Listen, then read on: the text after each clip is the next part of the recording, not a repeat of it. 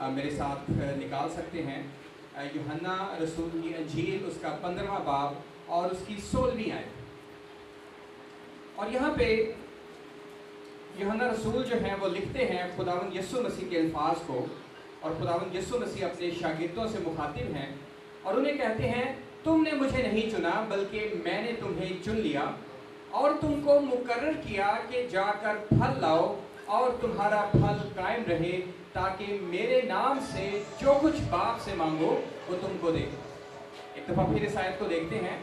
यीशु मसीह अपने शागिर्दों से फरमाते हैं, तुमने मुझे नहीं चुना बल्कि मैंने तुम्हें चुन लिया और तुमको मुकर्रर किया कि जाकर फल लाओ और तुम्हारा फल कायम रहे, ताकि मेरे नाम से जो कुछ बाप से मांगो वो तुमको दे। आमीन। अजीज़ों, इस हवाले में वैसे तो बहुत सी बातें हैं जो बयान की जा सकती हैं, लेकिन दो अल्फाज हैं जो आज गौर तलब हैं मेरे और आपके लिए। और ख़ास तौर पे आज जब हम बुजुर्गों की इस इबादत में मौजूद हैं तो मैं चाहता हूं कि दो अल्फाज हैं जिन पे हम गौर करें। और पहला लफ्ज़ जो है वो है चुनाव, और दूसरा लफ्ज़ जो है वो है मुकर्रर किया जाना।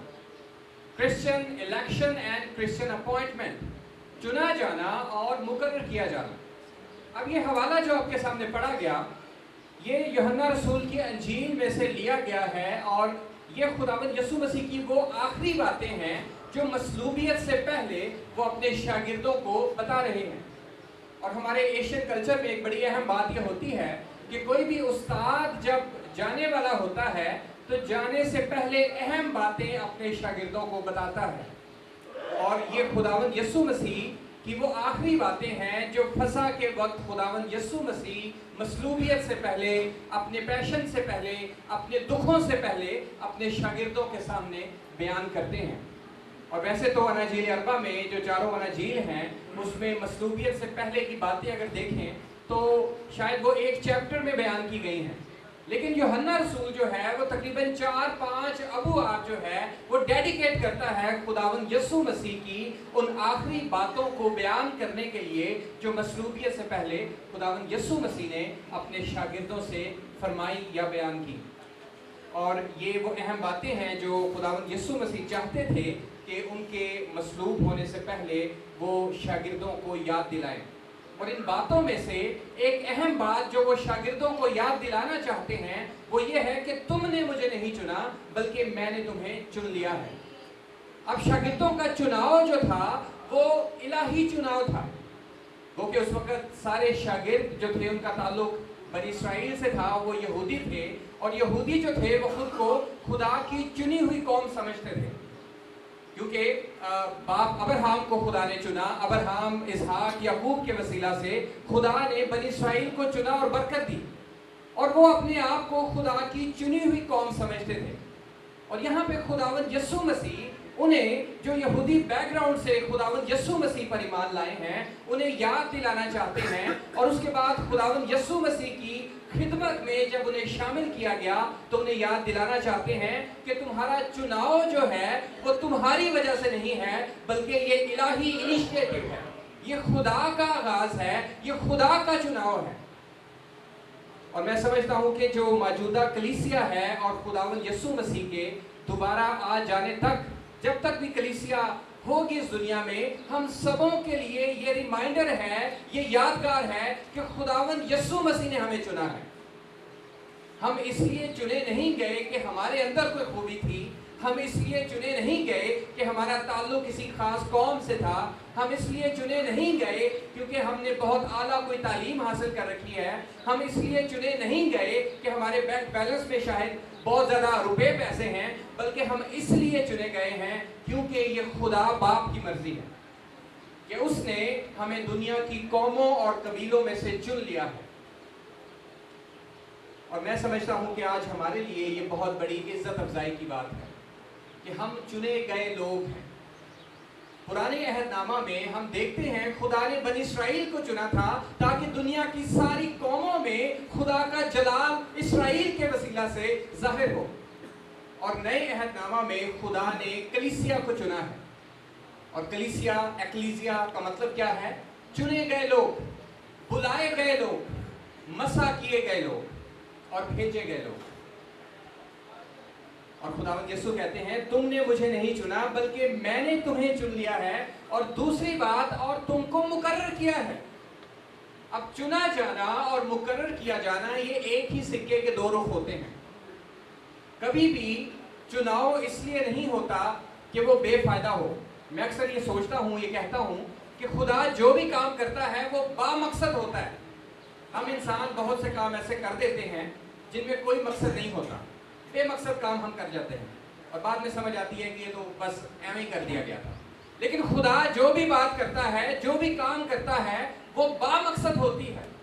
اور اگر خدا نے دنیا کی قوموں اور قبیلوں میں سے اپنے لیے ایک امت چن لی ہے، ایک قوم بنا لی ہے، ایک قبیلہ قائم کر لیا ہے، کلیسیا کو دنیا میں رکھا ہے، چن لیا ہے، تو اس کا مطلب یہ ہے کہ اس نے انہیں اپوائنٹ بھی کیا ہے، مقرر بھی کیا ہے۔ صرف چنا جانا کافی نہیں ہے، اور جب چن لیتے ہیں، جب مقرر کر دیے جاتے ہیں تو وہ کسی کام کے لیے ہوتا ہے، کسی مقصد کے لیے ہوتا ہے۔ اور اب سوال یہ پیدا ہوتا ہے کہ اگر ہم مسیحی جو ہیں، ایماندار اس دنیا میں چنے گئے ہیں، مقرر کیے گئے ہیں، اپوائنٹ کیے گئے ہیں، تو اس کے پیچھے خدا کا مقصد کیا ہے؟ اب بنی اسرائیل کے لیے خدا کا مقصد یہ تھا کہ وہ دنیا کی ساری قوموں کو لیڈ کریں گے، ان کا کام لیڈرشپ کا کام تھا۔ اور ہم دیکھتے ہیں کہ جب خدا نے ابھی ہم نے زبور میں بھی گایا، جب خدا نے اپنے زور بازو سے بنی اسرائیل کو مصر سے نکالا تو آس پاس کی ساری قومیں جو تھیں وہ خوف میں مبتلا تھیں کہ یہ وہ قوم ہے جن کا خدا یہوہ ہے، اور وہ اپنے زور بازو سے بحر کلزم کو 2 حصے کر کے اس قوم کو لے آیا ہے۔ اور جتنے لوگ تھے وہ ان سے خوف زدہ ہوتے تھے۔ بنی اسرائیل کو خدا نے چنا تھا کہ وہ اس دنیا میں لیڈرشپ کا کام کریں، اور عزیزو کلیسیا کو خدا نے چنا ہے کہ ہم اس دنیا میں رہنمائی کا کام کریں، ہم اس دنیا کے کھوئے ہوئے لوگوں کو خدا باپ کے پاس لے کر آئیں۔ اور جب خداوند یسوع مسیح فرماتا ہے کہ تم زمین کے نمک ہو، تم دنیا کا نور ہو، تو اس سے مراد یہ ہے کہ ہمیں لیڈرشپ کا کام دیا گیا ہے، ہمیں رہنما ہونے کا کام دیا گیا ہے۔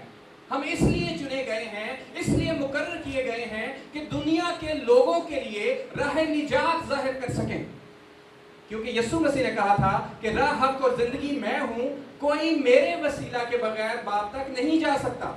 اور اگر یسوع مسیح ہی راہ نجات ہے، اگر یسوع مسیح ہی واحد خدا تک جانے کا راستہ ہے، تو میں اور آپ اس لیے چنے گئے ہیں، اس لیے مقرر کیے گئے ہیں کہ خدا کی بادشاہت میں پھل پیدا کریں، اور وہ پھل جو ہیں وہ لوگ ہیں۔ وہ پھل کوئی بڑے بڑے پروجیکٹس نہیں ہیں، وہ پھل یہ نہیں ہے کہ ہم کوئی بڑی بڑی بلڈنگز بنائیں، بلکہ وہ پھل یہ ہے کہ ہم لوگوں کو جو کھوئے ہوئے ہیں خدا کی بادشاہت میں داخل کر سکیں۔ اور یہاں خداوند یسوع مسیح فرماتے ہیں اپنے شاگردوں سے، تم نے مجھے نہیں چنا بلکہ میں نے تمہیں چن لیا اور تم کو مقرر کیا کہ جا کر پھل لاؤ۔ اب بے پھل مسیحی نام کی کوئی چیز دنیا میں نہیں ہے۔ اگر ہم ایماندار کہتے ہیں خود کو، اگر ہم خود کو کرسچن یا مسیحی کہتے ہیں، تو پھر ہمیں پھل لانا ہوگا، ہماری زندگیوں میں پھل ہونا چاہیے، کیونکہ ہمارے چناؤ اور مقرر کیے جانے کا مقصد ہی یہ ہے کہ ہم خدا کے جلال کے لیے پھل پیدا کر سکیں۔ اور ہمیں اپنے آپ سے یہ پوچھنا ہے کہ وہ پھل میری زندگی میں کہاں ہے؟ کس طور سے خدا چاہتا ہے کہ میں اپنی زندگی میں پھلدار ہو سکوں؟ کس طور سے خدا یہ چاہتا ہے کہ میں پھلدار ہو جاؤں اور میرا وہ پھل قائم رہے؟ انسان ہوتے ہوئے ہم کبھی بھی اپنی محنت کو ضائع نہیں ہونے دینا چاہتے۔ کوئی بھی کام کر لے، کوئی گھر بنا لے، کبھی کوئی انسان نہیں کہے گا کہ جو گھر لاکھوں کروڑوں کا بنا ہے وہ گر جائے، یا کبھی کوئی پروجیکٹ اب شروع کریں تو کبھی بھی ہم یہ نہیں چاہیں گے کہ وہ پروجیکٹ جو ہے ناکام ہو جائے۔ تو اگر انسان ہوتے ہوئے ہماری خواہش یہ ہے کہ ہمارے ہاتھوں کی محنت جو ہے وہ ناکام نہ ہو، ضائع نہ ہو جائے، تو کتنا زیادہ خدا کی یہ خواہش ہے کہ جو پھل اس کی بادشاہت کے لیے جمع کیا گیا ہے، پیدا کیا گیا ہے، وہ ضائع نہ ہو، تاکہ تم جا کر پھل لاؤ اور تمہارا پھل قائم رہے۔ خدا چاہتا ہے کہ ہمارا پھل قائم رہے، کیونکہ ہم خدا کے جلال کے لیے کام کر رہے ہیں، ہم خدا کے آنر کے لیے کام کر رہے ہیں۔ मेरी और आपकी ख्वाहिश यही होनी चाहिए कि हम चुने गए हैं, चूंकि हम मुकर्रर किए गए हैं, हम ऐसा फल पैदा करें जो फल ज़ाया ना हो, बल्कि वो फल यीशु मसीह के आने तक कायम रहे, ताकि जब खुदा का बेटा यीशु मसीह वापस इस दुनिया की अदालत करने के लिए आए तो उस फल को एक्नॉलेज कर सकें, हम उस फल को खुदा की बादशाहत में उन लोगों की शक्ल में देख सकें जिन्होंने हमारी मनादी के वसीला से, हमारी ज़िंदगी के नमूने के वसीला से खुदावंद यीशु मसीह को अपना शख्सी निजात दहिंदा कबूल किया। क्योंकि हमारा ईमान है कि यीशु मसीह के अलावा और कोई निजात दहिंदा नहीं है, कोई निजात नहीं दे सकता, क्योंकि यीशु मसीह ही वाहिद रास्ता है जो खुदा तक लेकर जाता है। कोई नहीं जिसने ये कहा कि जिंदगी की रोटी मैं हूँ, कोई नहीं जिसने ये कहा कि दुनिया का नूर मैं हूँ, हकीकी चरवाहा मैं हूँ, राह हक और जिंदगी मैं हूँ, अंगूर का हकीकी दरख्त मैं हूँ, मौत और आलम अरवा की कुंजियाँ मेरे पास हैं, क़यामत और जिंदगी तो मैं हूँ, जो कोई मुझ पर ईमान लाता है वो मर जाए तो भी जिंदा रहेगा। हालेलुया। तो खुदावंद यीशु मसीह के ये वो अजीम दावे हैं, क्लेम्स हैं जो आज तक किसी और ने नहीं किए। और चूंकि हम जानते हैं कि खुदावंद यीशु मसीह खुदा का जिंदा कलाम है जो मुजस्सिम हुआ इस दुनिया में, इसलिए आया ताकि मैं और आप निजात पा सकें, और हम इसलिए चुने गए हैं, इसलिए मुकर्रर किए गए हैं ताकि हम अपनी ज़िंदगी से फल पैदा करें और इस दुनिया में लीडरशिप का काम कर सकें, इस दुनिया के खोए हुए लोगों को खुदावंद यीशु मसीह के वसीला से खुदा बाप तक लेकर आएं, क्योंकि राह हक और ज़िंदगी जो है वो सिर्फ खुदावंद यीशु मसीह है। और आज इस प्रोग्राम के तवस्सुत से मैं एक और आयत आपके सामने रखना चाहता हूँ, और ये आयत मुबारका जो है ये तीतुस के खत में से है, जहाँ पे पालूस तीतुस को, जो एक नौजवान डिसाइपल है, शागिर्द है पालूस का, उसे कहता है दूसरे बाब में, लेकिन तू वो बातें बयान कर जो सही तालीम के मुनासिब हैं, यानी ये कि बूढ़े मर्द परहेजगार, संजीदा और मुत्तकी हों और उनका ईमान और मोहब्बत और सब्र सही हो। मुझे बहुत खुशी हुई जब मुझे अंकल रशीद साहब ने बताया और दावत दी कि बुजुर्गों की एक जमात कायम की गई है, वो इबादत करेंगे। और ये भी मुझे पता चला कि बहुत से बुजुर्ग ऐसे हैं जो अपने यानी इस आखिरी एज में 70 साल के हो गए हैं या उससे भी ज़्यादा, इस वक्त खुदावंद को उन्होंने अपनी ज़िंदगी दी है, और ये बड़ी खुशी की बात है। वो कहते हैं कि कोई भी इट्स नेवर टू लेट, कभी भी देर नहीं हुई। आप इस दुनिया को छोड़ने से पहले खुदावंद यीशु मसीह को अगर अपना निजात दहिंदा कबूल कर लेते हैं, अपने गुनाहों से तौबा कर लेते हैं, तो इट्स नेवर टू लेट, अभी देर नहीं हुई। और मेरी दुआ है कि बहुत से बुजुर्ग जो हैं, मजीद जो खुदा से दूर हैं, वो खुदावंद यीशु मसीह को अपनी ज़िंदगी दे सकें। लेकिन इसमें इस आयत में एक और बात जो नज़र आती है, जो यूहन्ना रसूल की आयत के तनाजुर में अगर हम इसको समझने की कोशिश करें कि हम चुने गए हैं, मुकर्रर किए गए हैं ताकि खुदा के लिए फल पैदा करें, तो यहाँ पे तवक्को की जा रही है उन ईमानदार बुजुर्गों से जो मर्द हैं कि वो परहेजगार हों, संजीदा हों, मुत्तकी हों, ईमान और मोहब्बत और सब्र में सही हों। और हम सब जानते हैं कि बुजुर्ग जो हैं वो किसी भी मुआशरे का एक बड़ा कीमती असासा होते हैं। कुछ मुआशरों में, मगरिब में, वेस्ट में तो बुजुर्गों की इतनी शायद अहमियत हमें नज़र नहीं आती। जब बुजुर्ग हो जाते हैं, माँ बाप को वो ओल्ड हाउसेस में छोड़ आते हैं। लेकिन हमारा जो एशियन कल्चर है वो बुजुर्गों को बहुत ज़्यादा इज्जत देता है। हम अपने माँ बाप को, हमारे जो बुजुर्ग होते हैं उन्हें इज्जत देना चाहते हैं, उनकी खिदमत करना चाहते हैं। और बुजुर्गों का भी जो किरदार है, पालूस रसूल तीतस के नाम में अपने खत में बयान करता है कि बुजुर्गों का जो रोल है मुआशरे के अंदर, वो ये है कि वो एक अच्छा रोल मॉडल साबित हो, एक अच्छा नमूना जो है नौजवानों के सामने रख सके, पेश कर सके। क्योंकि ये बात भी सच है कि किसी भी मुआशरे में बच्चे या नौजवान जो हैं वो अपने बुजुर्गों से सीखते हैं, बड़ों से सीखते हैं। कहा जाता है कि जो कुछ बड़े करेंगे बच्चे भी वही करेंगे। और अगर हमारे बुजुर्ग खुदावंद के साथ चल रहे हैं, अगर हमारे बुजुर्ग अच्छा मशवरा देने वाले हैं, अगर हमारे बुजुर्ग तकवा पारी यानी दुआ करने वाले हैं, इबादत करने वाले हैं, उनका किरदार जो है वो खुदावंद यीशु के कलाम के मुताबिक है, तो हमारी जो नौजवान नस्ल है वो भी उसी तरह से तैयार होगी। लेकिन अगर आज میں یہ نہیں کہتا کہ سارے بزرگ، لیکن بہت سے ایسے ہیں جو شاید اپنی زندگی میں خدا کے مقصد سے واقف نہیں ہیں. ان کی زندگی کا نمونہ، ان کی گفت و شنید، ان کی لینگویج، ان کے الفاظ وہ اس طرح کے نہیں ہوتے جس سے خدا کے نام کو جلال ملے اور جس سے آنے والی نسل جو ہے وہ خدا کی راہ پر چل سکے. تو بزرگوں کا بھی اس معاشرے میں، کلیسیا میں ایک اہم کردار ہے. اور پالوس کہتا ہے کہ بوڑھے مرد جو ہیں وہ پرہیزگار ہوں، سنجیدہ ہوں. ہمیں اپنے ایمان میں سیریس ہونا ہے، ہمیں اپنے ایمان کو سنجیدگی سے لینا ہے.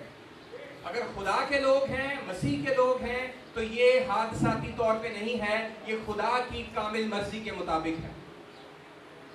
اب یہاں پہ ایک بھائی تھے جو نشہ کرتے تھے اور انہوں نے کہا کہ میں کو 15-20 دن سے نشہ نہیں کیا میں نے. یہ خوشی کی بات ہے. زندگیاں تبدیل ہو رہی ہیں، اور زندگیاں تو اس وقت تبدیل ہوتی ہیں جب بزرگوں کا نمونہ ہو، جب بزرگوں کی، بڑوں کی دعائیں جو ہیں وہ بچوں کے ساتھ ہوتی ہیں، جب بڑوں کی دعائیں کلیسیا میں بچوں کو پروان چڑھا رہی ہوتی ہیں، جب بزرگ جو ہیں وہ اس طرح کے کام کرتے ہیں جیسا بھی آپ نے کیا ہے. ایک اچھا نمونہ پیش کیا ہے جس کو جب نوجوان دیکھیں گے وہ متاثر ہوں گے کہ ہمارے بزرگ جو ہیں وہ خدا سے پیار کرنے والے ہیں. اور وہی بات جو یوحنا کہتا ہے کہ ہم چنے گئے ہیں، مقرر کیے گئے ہیں تاکہ پھل پیدا کر سکیں. اور پھل صرف نوجوان پیدا نہیں کرتے، خدا کی بادشاہت میں پھل جو ہے وہ بچوں سے لے کے بزرگوں تک سب پھل پیدا کر سکتے ہیں. اور یہ بات ہمیں یاد رکھنی چاہیے کہ خدا کی بادشاہت میں عمر جو ہے وہ کوئی تعلق نہیں رکھتی. خدا کی بادشاہت میں کوئی ریٹائرمنٹ نہیں ہے. سرکاری نوکری کریں 60 سال کی عمر میں ریٹائر ہو جاتے ہیں. کلیسیا میں، خدا کی خدمت میں، خدا کی بادشاہت میں کبھی کوئی ریٹائر نہیں ہوتا. اور یہ بڑی خوشی کی بات ہے کہ خدا جو ہے وہ اپنے جلال کے لیے کسی بھی عمر کے شخص کو استعمال کر لیتا ہے. اور بائبل مقدس اس بات کی شاہد ہے کہ بچوں سے لے کر بزرگوں تک خدا کے ہاتھوں اس کے جلال کے لیے استعمال ہوتے رہے. اور آج یہ بڑی خوشی کی بات ہے. ویسے میں اکثر سوچتا ہوں یوحنا بعد میں ہمارے یعنی گلیوں محلوں میں چرچز ہیں آج کل، لیکن پھر بھی بہت سے نوجوان جو ہیں وہ خدا کے ساتھ نہیں چل رہے. نشہ، جوا، بہت سی بری باتیں جو ہیں وہ ہمارے نوجوانوں میں نظر آتی ہیں. تو میں سمجھتا ہوں کہ آج اگر بزرگوں کی دعائیں ان کے ساتھ ہوں گی، آپ کے اچھے مشورے ان کے ساتھ ہوں گے، آپ کی کاؤنسلنگ ان کے ساتھ ہوگی، آپ کا اچھا نمونہ ان کے ساتھ ہوگا، تو بہت سے نوجوان جو ہیں اپنی بری روشوں سے باز آئیں گے اور آپ کی زندگیوں کو دیکھ کے وہ خداوند یسوع مسیح کو قبول کر کے اپنے گناہوں سے توبہ کر کے ہمیشہ کی زندگی کی راہ پر چل نکلیں گے. اور میری دعا ہے کہ یہ فیلوشپ، یہ رفاقت، بزرگوں کا یہ اکٹھ جو ہے یہ چلتا رہے اسی طرح. اور جیسے بھی آپ نے پلان کیا ہے اکٹھے ہونے کا، خداوند آپ کو اسی طرح اکٹھا کرتا رہے اور آپ